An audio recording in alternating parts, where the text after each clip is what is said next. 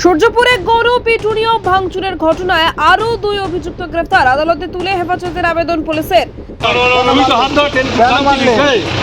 হাত ধরে টানছিস, তুই হাত ধরে টানছিস তো ঘর থেকে টেনে বার করছিস।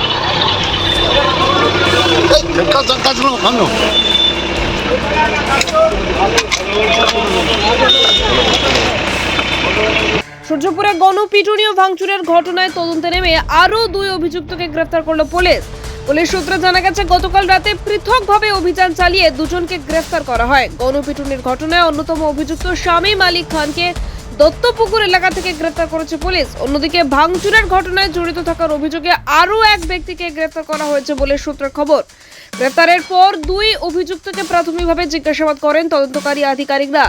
এরপর তাদের শারীরিক পরীক্ষার জন্য বারুইপুর হাসপাতালে নিয়ে যাওয়া হয়। হাসপাতালে শারীরিক পরীক্ষা সম্পন্ন হওয়ার পর ধৃতদের বারুইপুর আদালতে তোলা হবে বলে জানা গেছে। তদন্তের স্বার্থে ধৃতদের আরও বিস্তারিতভাবে জিজ্ঞাসাবাদ করতে চাইছে পুলিশ।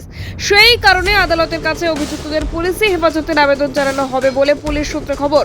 গণপিটুনি এবং ভাঙচুরের ঘটনার সঙ্গে আর কারা কারা জড়িত ছিল, ঘটনার নেপথ্যে কোনো পরিকল্পনা ছিল কিনা এবং অভিযুক্তদের ভূমিকা ঠিক কী ছিল তা খতিয়ে দেখছেন তদন্তকারীরা। সূর্যপুরের ঘটনাকে কেন্দ্র করে ইতিমধ্যে ব্যাপক চাঞ্চল্য ছড়িয়েছে। ঘটনার তদন্তে পুলিশ তৎপরতা অব্যাহত রয়েছে। নতুন করে আরও দুজনকে গ্রেফতারির পর তদন্তে গুরুত্বপূর্ণ তথ্য উঠে আসতে পারে বলে মনে করা হচ্ছে। তুমি ছিলে গণপিটুনির সময়? তুমি ছিলে? তুমি হাত ধরে নিয়ে যাচ্ছিল তো? কোথায় ছিলে তুমি? কোথায় ছিলে? হাত ধরে নিয়ে যাচ্ছিল তো? তুই তো হাত ধরে টানছিস, তুই তো হাত ধরে টানছিস, তুই হাত ধরে টানছিস তো ঘর থেকে টেনে বার করছিস।